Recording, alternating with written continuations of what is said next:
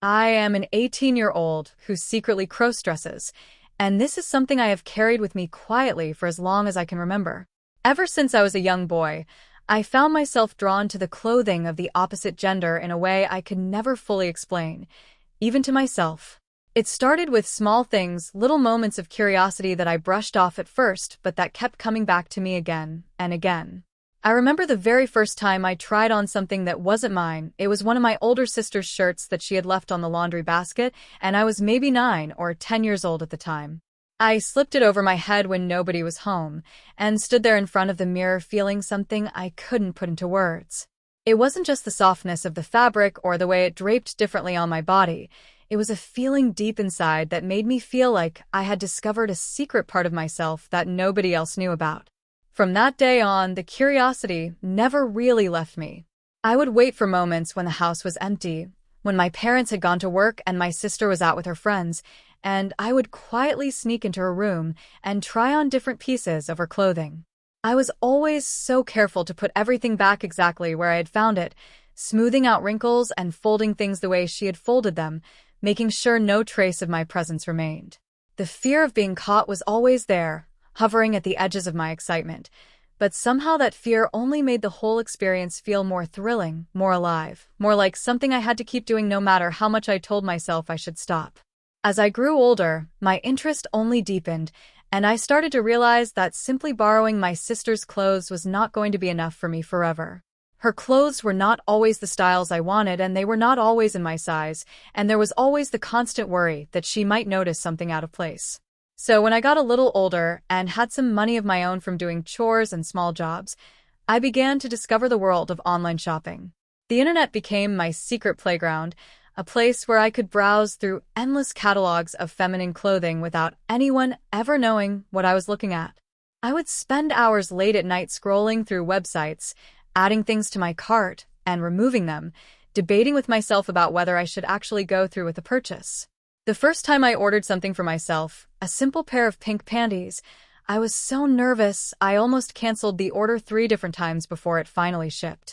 When the package arrived, I made sure to be the one to grab the mail that day, and I rushed it up to my room with my heart pounding so loudly I was sure my parents could hear it from downstairs. Opening that first package felt like opening a door to a whole new world, and once that door was open, there was no closing it again. Over time, I built up a small collection of feminine items that I kept hidden in a box at the back of my closet, tucked behind old shoes and forgotten sweaters where nobody would ever think to look. I had panties in different colors and styles, bras that I had carefully measured myself for, stockings that felt like a second skin when I pulled them up my legs, and a few nightgowns and dresses that I had saved up for over many weeks. I also had makeup, which was probably the hardest thing for me to learn, because I had nobody to teach me, and I had to figure everything out from watching videos online. I would practice for hours, applying foundation and eyeliner and lipstick, getting it wrong over and over again, wiping it all off and starting over until I finally started to get the hang of it.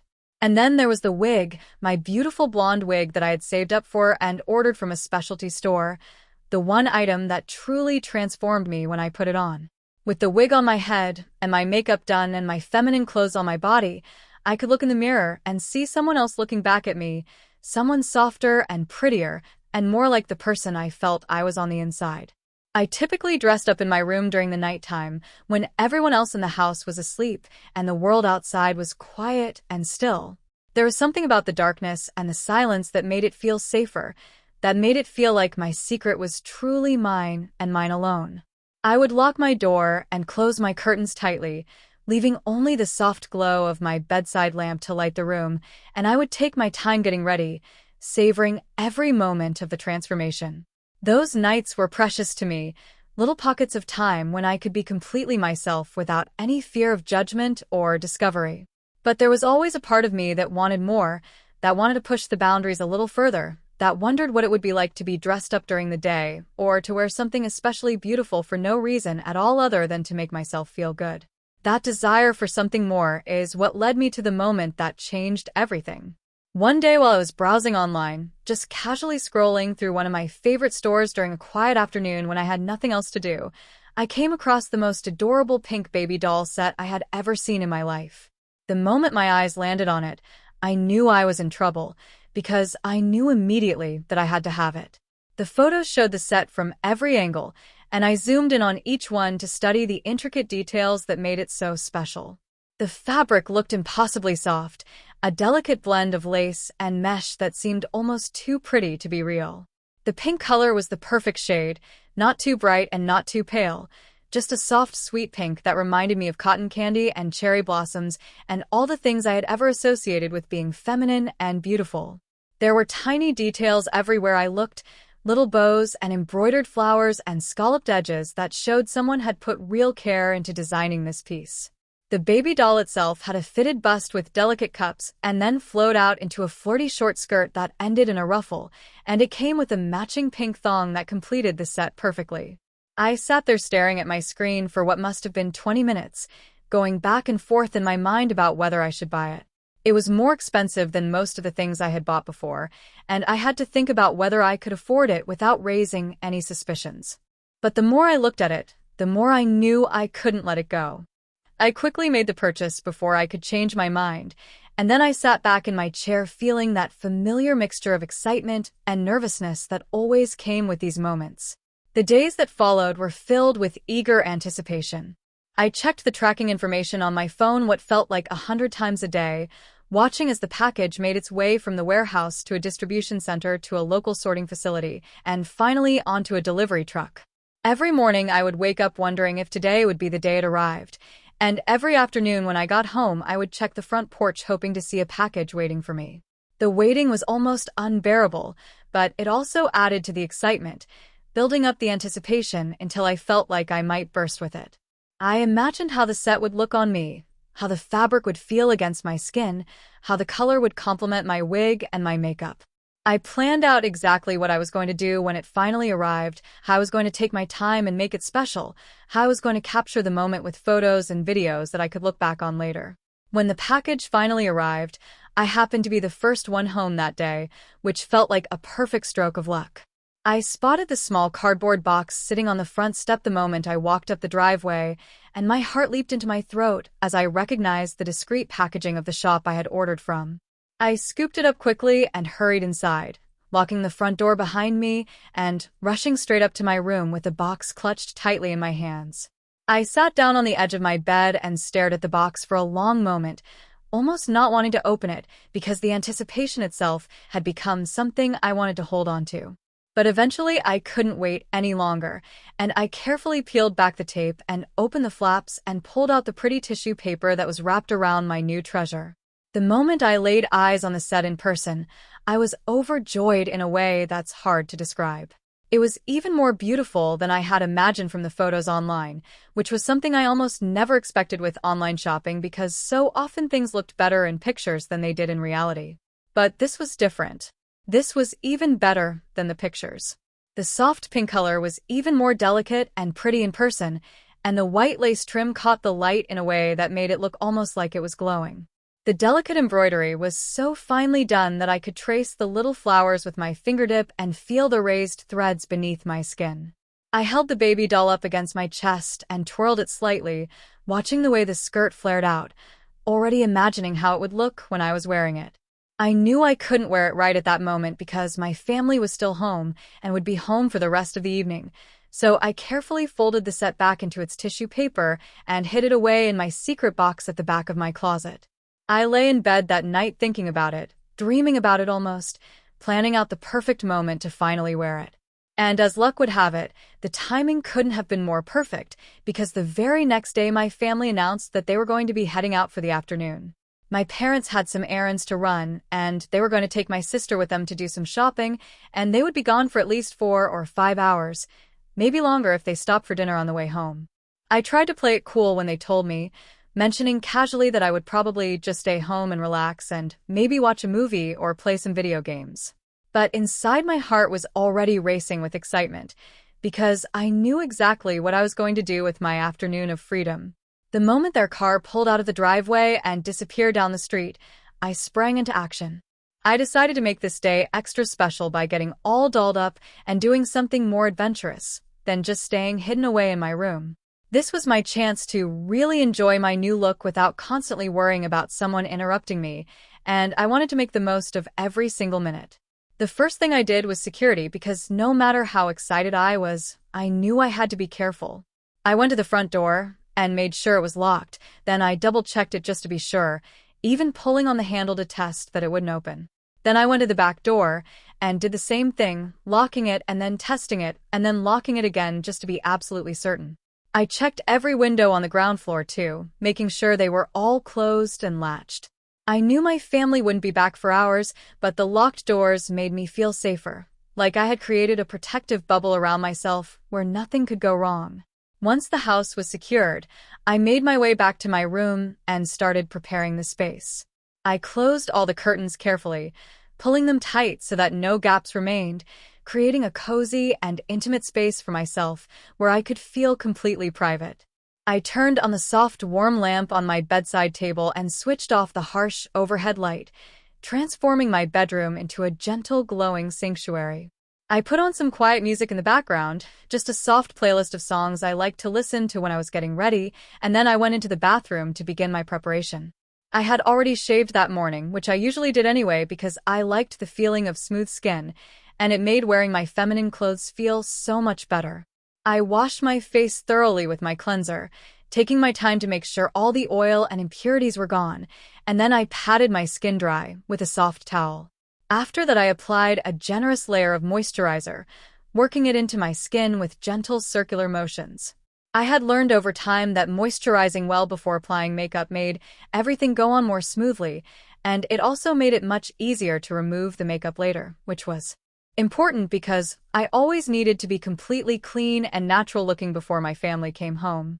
With my skin prepped and ready, I sat down at my desk where I had set up my makeup mirror and all my supplies. I began with foundation, carefully squeezing a small amount onto the back of my hand, and then using a beauty sponge to dab it onto my face. But I was so excited at that moment that I think I probably applied more than I really needed, my hands moving faster than they should have, my enthusiasm getting the better of me. I looked in the mirror and could see that my face looked a little too made up, a little too heavy with foundation, but I didn't want to start completely over. Instead, I grabbed some tissues and gently dabbed at my face, lifting off the excess foundation and blending what remained more evenly into my skin. After a few minutes of careful work, my foundation looked much better, smooth and natural, and just the right amount of coverage. Next came the eyeliner, which was always the hardest part of my routine for me. Eyeliner was something I had struggled with for as long as I had been doing my makeup, and even after all this time I still found it tricky to apply neatly. The biggest challenge was always getting both eyes to match, because no matter how carefully I drew the line on one eye, the other eye somehow always ended up looking different. I would try to fix it, and then the first one would look wrong again, and I would go back and forth multiple times trying to get them to look the same. That afternoon was no exception, and I had to wipe off my eyeliner and start over twice before I finally got it to a point where I was happy with it. It wasn't perfect, but after a few tries I had managed to do a decent job that I felt good about. The lines were even enough. The wings at the corners of my eyes weren't too sharp or too thick, and they made my eyes look bigger and more feminine. After the eyeliner came the lip gloss, which was much easier and more fun to apply. I had a beautiful pink lip gloss that matched the color of my baby doll set almost perfectly, and I applied it generously to my lips, watching them turn a soft shimmery pink that caught the light. With the lip gloss on, my makeup was essentially done, but I did some final retouching just to make sure everything was perfect. I added a tiny bit more powder to set the foundation. I touched up a small smudge on my eyeliner, and I even added a hint of blush to my cheeks to give my face that natural healthy glow. When I looked in the mirror one more time, I was happy with what I saw. My face looked soft and pretty and feminine, my eyes looked bigger and more striking, and my lips looked plump and shiny and inviting. It was time to move on to the next phase of my transformation. I stood up and walked over to my bed where I had laid out my new baby doll set, taking a deep breath as I prepared myself for the moment I had been waiting for. I got undressed quickly, my body shaking with excitement as I peeled off my regular clothes and stood there in just my skin. There was always something about this moment, this in-between space, that felt charged with possibility. I reached for the pink thong first, holding it up and admiring it for a moment before stepping into it and pulling it up my legs. The fabric felt so soft against my skin, so delicate, and I loved how it looked on my body.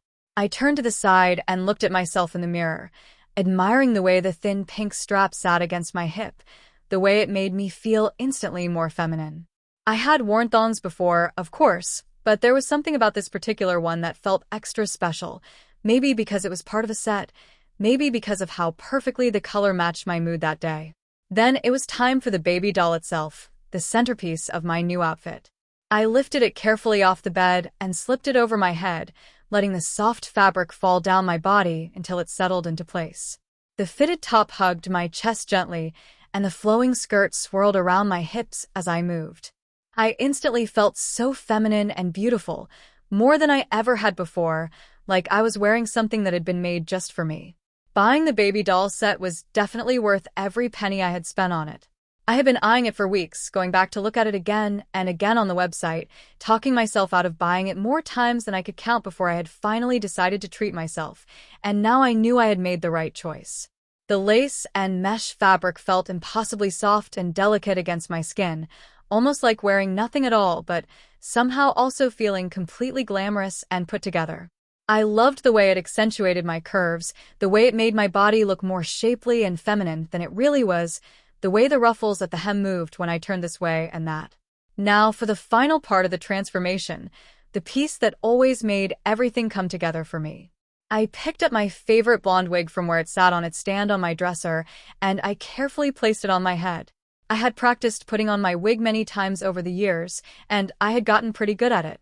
I tucked my natural hair underneath, adjusted the wig until it sat correctly on my scalp, and then I combed my fingers through the soft blonde strands to style them the way I liked. The wig fell in soft waves around my shoulders, framing my face perfectly and completing the look I had been working toward. I stepped back from the mirror and took in my full reflection for the first time, and I was so happy with what I saw that I almost couldn't believe it was me. I looked so cute and feminine, like a completely different person, like the version of myself that lived inside my head and rarely got to come out. I was totally in love with my new look, with the way the pink baby doll complemented my blonde hair, with the way my makeup made my face look softer and prettier, with the way the whole outfit came together into something cohesive and beautiful. To complete the look, I decided to add my golden pumps, which I kept hidden away with the rest of my feminine items. They were a pair of high heels I had bought a while back, gold-colored with a thin strap that wrapped around the ankle. I slipped my feet into them and felt my whole posture change as the heels lifted me up, making my legs look longer and more graceful. I posed in front of the mirror, trying different angles and stances, playing with the way the skirt moved when I turned, smiling at my reflection because I just couldn't help it. I felt so confident and beautiful, more so than I usually allowed myself to feel, and I wanted to capture this moment so I could remember it later. I grabbed my phone and started taking photos of myself, lots of them, from every angle I could think of. I took selfies in the mirror. I set the phone up on my desk with the timer and posed across the room. I took close-ups of just my face and full-body shots that showed the whole outfit. Then I started recording videos too, short little clips of myself twirling and posing, and even doing some silly little dances. It was so much fun, more fun than I had had in a long time, and I lost myself in the moment completely. After spending what felt like ages but was probably only about 30 minutes taking pictures and videos in my room, I felt a sudden urge to do something I had never done before. I felt a mix of fear and excitement as I considered the idea of venturing out of my room for the first time fully dressed. The whole house was empty, after all, and the doors were locked, and I had hours before my family would return. Why should I limit myself to just my bedroom when I had the whole house to explore in my new outfit? The thought thrilled me and terrified me at the same time, but the excitement won out in the end. My heart raced as I walked to the door of my room and slowly opened it, peeking out into the hallway just to confirm what I already knew, that the house was empty and silent. With a deep breath, I stepped out into the hallway, the heels of my golden pumps clicking softly on the hardwood floor, and the sound alone sent a thrill through me. I had never walked through my house dressed like this before, and every step felt like an adventure, like I was exploring a place I had never seen before, even though I had lived here my whole life. My first stop was my sister's room, which was just down the hall from mine. I made my way there carefully, every step feeling significant, and I planned to sneak in and grab some of her perfume to add the final touch to my look. Despite my nerves, I managed to open her door and peek inside, taking a moment to look around the familiar space that suddenly felt different now that I was dressed this way. Her room was the way she always kept it, neat and organized, with her bed made and her things put away. But to my immediate concern, I noticed that her curtains were open, letting in the bright afternoon sunlight, which meant that anyone outside could potentially see into the room. This made me worried about being seen by someone outside, by a passing neighbor or a delivery person, or anyone who might happen to glance toward our house at the wrong moment. I hesitated in the doorway, debating whether I should just turn around and go back to my room. But the temptation of her perfume collection was too much to resist, and I had come this far already, so I mustered up the courage to enter the room despite my fear. I walked carefully across her room, keeping to the side away from the window, trying to make myself as small and inconspicuous as possible. I made my way to her dresser where she kept her perfumes lined up in a neat little row, and I picked up one of the bottles to examine it. The scent was something floral and sweet, with hints of vanilla and something almost like roses, and I found it to be very pleasant. I sprayed a small amount onto my wrist and inhaled, then dabbed a little behind my ears and on my neck, feeling the cool mist of the perfume against my skin. The scent surrounded me, adding another layer to my transformation, making me feel even more feminine than before. Once I had applied the perfume, I decided to take some photos and videos in my sister's room, feeling excited to be in her space, all dressed up. I had always been fascinated by her room and the way she had decorated it, with her soft pink throw pillows and her vanity mirror with the string lights wrapped around it and the artwork she had collected on her walls. It was so much more feminine than my own room, and I knew that it would be the perfect backdrop for some fun photos. I started snapping pictures, posing in front of her mirror, sitting on the edge of her bed, standing by her vanity. I felt a rush of excitement as I captured these moments, and I couldn't help but smile at how natural it felt to be in this space, looking the way I did. But as I was getting ready to leave her room and head back to my own, a new thought crossed my mind, a daring and dangerous thought that made my heart skip a beat. I wondered if I should go to the living room and take some photos there too. The living room was the biggest and most open space in our house, with large windows that faced the street and the houses across the way. I knew it would be much riskier than my bedroom or my sister's room, because the living room was much more visible from the rest of the house and from outside as well. There was a higher chance of getting caught if anyone happened to come home unexpectedly, or if anyone outside happened to look in. But the thrill of the possibility, the excitement of doing something I knew was risky, was too much to resist. I told myself I would just be quick about it, that I would take a few photos and get back to my room as fast as possible. I slowly walked from my sister's room down the hallway toward the living room, and with each step my heart was beating faster and faster. By the time I reached the living room, my heart was pounding so loudly I could feel it in my ears. The thrill of getting caught was quite intense, even though logically I knew the doors were locked and my family wouldn't be home for hours. Even though I must have spent so much time in the living room over the years, watching television and eating snacks and lounging on the couch, this time it felt as if it was my first time being there. Everything looked different, every shadow seemed bigger. Every sound seemed louder. I was just too scared to relax and take my time, so I rushed through it, snapping just a couple of pictures of myself standing near the couch and then by the fireplace before hurrying back to my room as fast as my heels would carry me. By the time I made it back to the safety of my own bedroom and closed the door behind me, I was almost out of breath, and I had to lean against the door for a moment to calm myself down.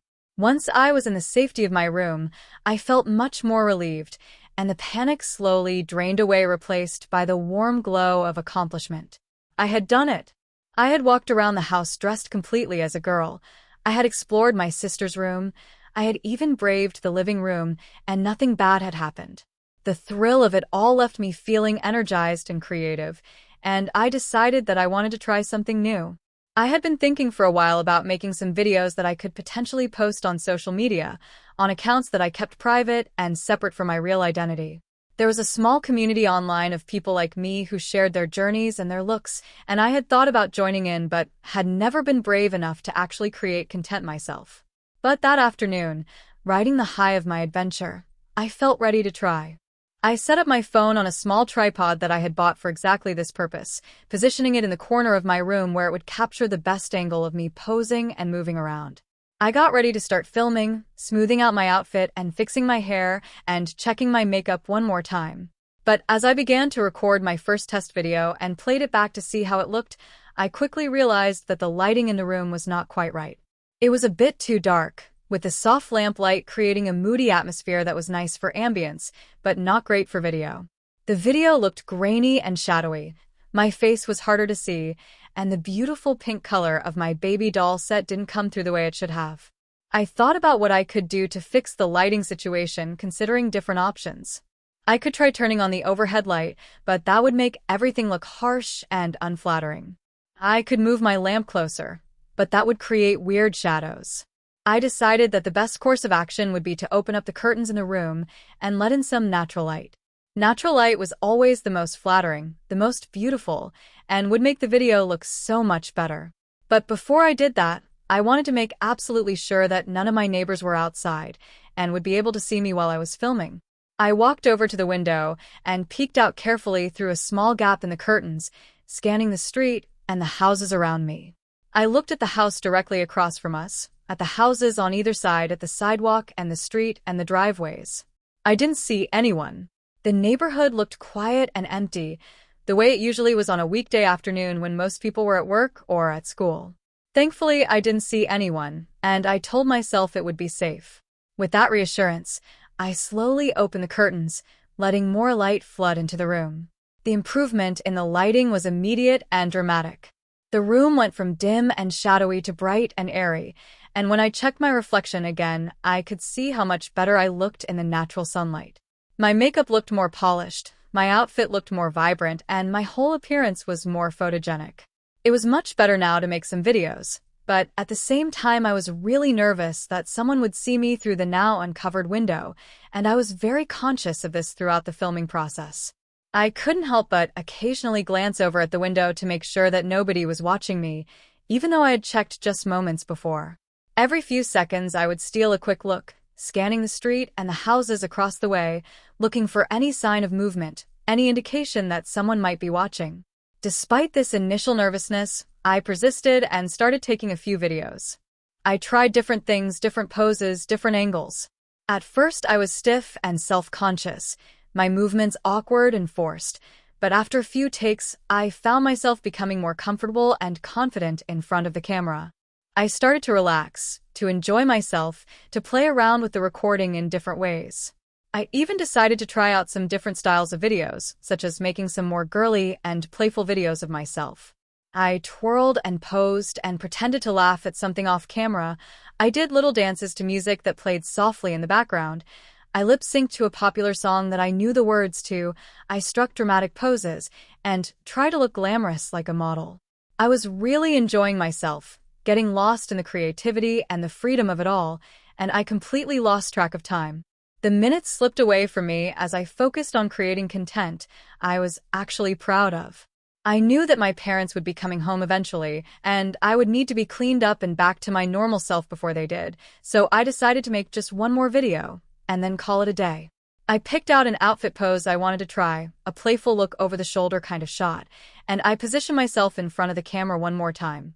Upon completing my final video recording and reaching for my phone to stop the recording, I found myself in an unexpected and unsettling situation that would change everything. As I went to hit the stop button on the screen, my eyes flicked one more time toward the window, just out of habit, just to do my routine check. And that's when I saw them. I suddenly noticed two young girls at the window of the house across the street, standing there looking directly at me. My breath caught in my throat. They seemed to be filming me with their phones, holding the devices up at face level pointed directly in my direction, and they were giggling amongst themselves, their mouths covered with their hands, as if they were trying to muffle their laughter. The realization that I was being watched so closely, that I had been performing not just for my own camera but for theirs as well, sent shivers down my spine that I felt all the way to my toes. I was completely terrified. My body went cold and my hands started shaking, and my mind went blank with horror. I was so shaken by the experience that I panicked and immediately closed the curtains, yanking them shut as quickly as I could, cutting off their view of me, but knowing that the damage might already be done. I stood there frozen behind the safety of my closed curtains, trying to catch my breath, trying to process what had just happened. My heart was beating so fast and so hard that it felt like it might burst out of my chest at any moment. I was left with questions that raced through my mind, each one more troubling than the last. How long had they been watching me? When did they first notice me? Had they been there from the moment I opened the curtains, or had they only just appeared in the window? Why didn't I notice them before now? I had been checking the window so carefully, glancing over again and again, and yet somehow I had missed them entirely. Why was I so stupid to open the curtains for such a long time, knowing the risks, knowing that someone could see in? I had gotten carried away, lost in the moment, and now I was paying the price. Were they actually recording me, or were they just holding their phones up and watching? Had they been filming the entire time, capturing every pose and every dance and every silly thing I had done? These questions and more were hammering in my mind, each one making me feel sicker and more desperate than the last. I quickly stripped off my outfit, no longer feeling beautiful or confident, but instead feeling exposed and humiliated. I undressed and changed back into my everyday clothing, my regular jeans and a plain t-shirt, trying to return myself to the version of me that nobody would ever suspect of doing what I had just done. I couldn't shake the embarrassment of being caught in such a compromising position, of having strangers witness something so private and intimate that I had only ever shared with myself. I carefully removed my wig and placed it back on its stand. Then I gathered up my pink baby doll set and my thong and my golden pumps and stuffed them all back into my secret box at the back of my closet, suddenly hating the sight of them when only minutes before I had loved them so much. I quickly made my way to the bathroom to remove my makeup, all the while worrying about the possibility that I had been recorded. The makeup that had made me feel so pretty and feminine now felt like incriminating evidence on my face, and I scrubbed at it with cleanser and tissues, watching the foundation and eyeliner and lip gloss come off in streaks of color until my face was bare again. As I tidied myself up, washing away the last traces of who I had been just minutes before, I couldn't help but think obsessively about the girls who had been peeking through their window at me. From the brief glimpse I had gotten of them before I closed the curtains, they appear to be in their 20s, probably around the same age as my sister, or maybe a little older. I couldn't shake the fear that they might have recorded the incident and shared it on social media platforms such as TikTok or Instagram, where videos could go viral within hours and reach millions of people I had never met.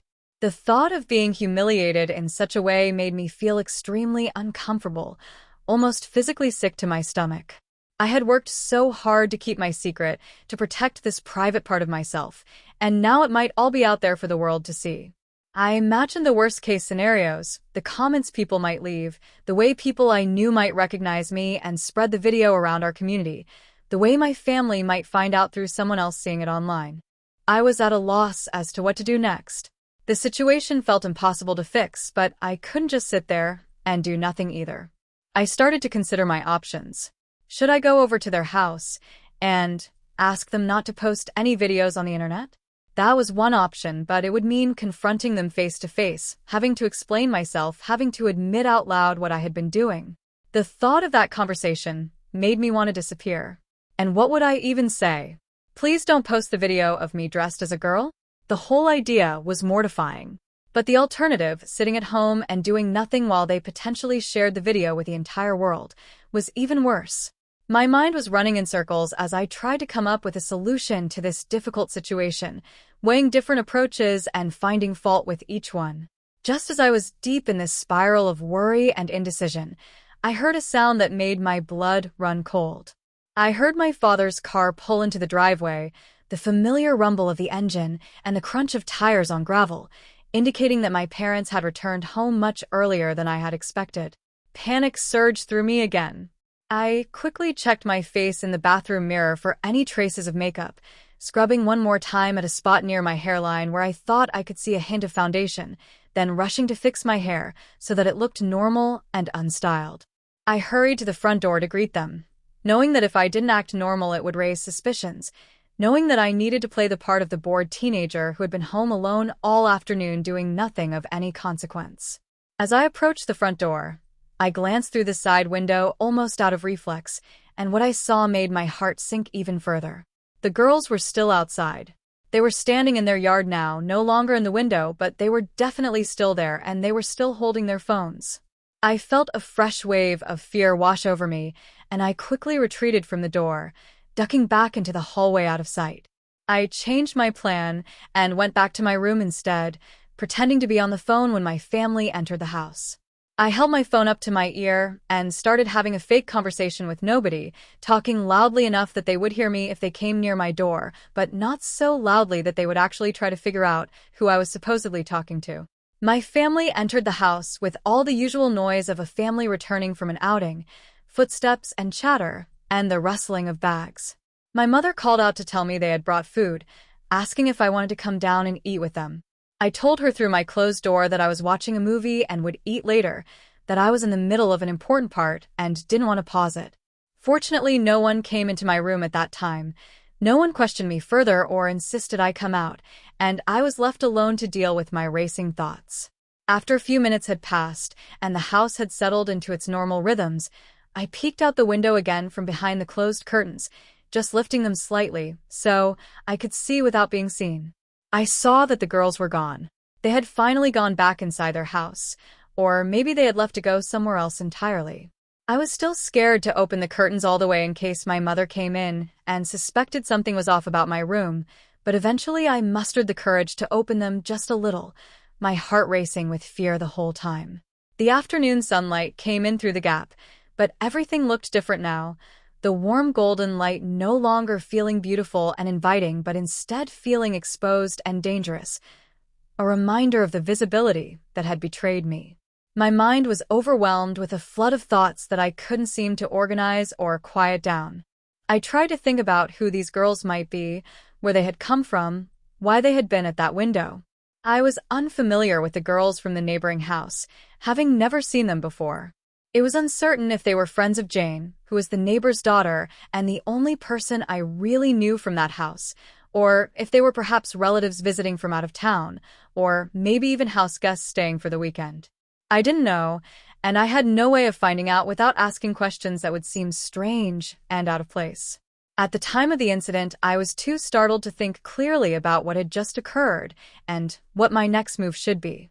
The shock of being caught had short-circuited my ability to make rational decisions, and now I was paying for it by having to piece everything together after the fact when it was already too late to do anything different.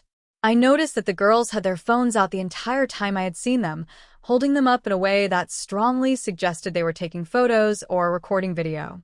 This would be disastrous if they were to post it online and someone recognized me, even with my wig and my makeup creating a different appearance than my normal self. I lived in a relatively small community where word traveled fast, and if any of my classmates or neighbors saw the video and somehow figured out it was me, my life would essentially be over. The teasing would be merciless, the shame would be unbearable, and my family would inevitably find out, which was perhaps the thing I feared most of all. I lacked the courage to confront the girls and visit the house. I imagined walking across the street, knocking on their door, having to come face to face with them and ask them to please not share what they had seen. The thought paralyzed me. I couldn't do it. I just couldn't. I could only hope that they wouldn't post anything online or tell the neighbors what they had seen. Hope was all I had left, hope and prayer and the silent wish that they would feel some kind of pity for me, some kind of understanding, and would decide on their own to leave me alone and let the incident pass without consequence. I spent the rest of that evening in a haze of worry, going through the motions of having dinner with my family eventually when I couldn't avoid it any longer, trying to act normal while my insides churned with anxiety. Every notification that buzzed on my phone made my heart leap into my throat, fearing it might be someone sending me a video or asking me about something they had seen. Every time my mother looked at me a moment too long, I worried that she had somehow already heard, that the news had already spread through the neighborhood gossip channels.